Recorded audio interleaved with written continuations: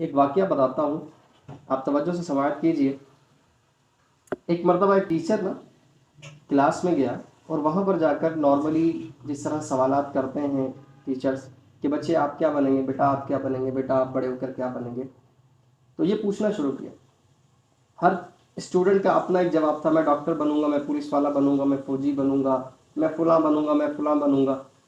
ایک بچہ بڑا گمسم بیٹھا ہوا تھا چشمہ پہنے ہوئے، اس سے پوچھا بیٹا آپ کیا بنیں گے؟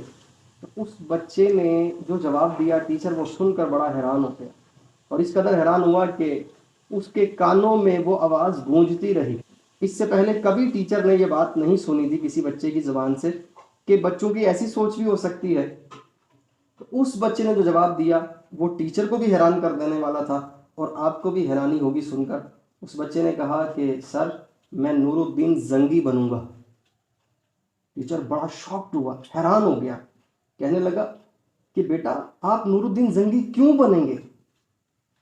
اس نے کہا کہ میری والدہ نے مجھے یہ بات بتائی ہے کہ نور الدین زنگی وہ ہوتا ہے کہ جس کو حضور علیہ الصلوۃ والسلام کی زیارت ہوتی ہے۔ ٹیچر اور حیران ہوا کہ اس بچے کی اس قدر اچھی تربیت ہوئی ہے کہ اس بچے کے ذہن کے اندر یہ بات موجود ہے کہ میں نور الدین زنگی اس لیے بنوں گا کہ مجھے نبی پاک علیہ الصلوۃ والسلام کی زیارت ہوگی۔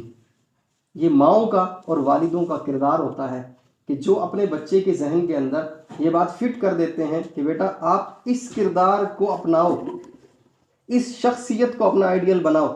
آج ہم کسی بچے سے پوچھ لیں وہ یہی بتا رہا ہوگا میں ڈاکٹر بنوں گا، میں پائلٹ بنوں گا، میں فلاں بنوں گا، میں فلاں بنوں گا، لیکن کسی بچے کے زبان پر یہ نہیں آئے گا کہ میں ابو بکر صدیق جیسا بنوں گا، میں عمر فاروق اعظم جیسا بنوں گا، میں عثمان غنی جیسا بنوں گا، میں حیدر کرار حضرت علی المرتضیٰ رضی اللہ تعالیٰ عنہم جیسا بنوں گا۔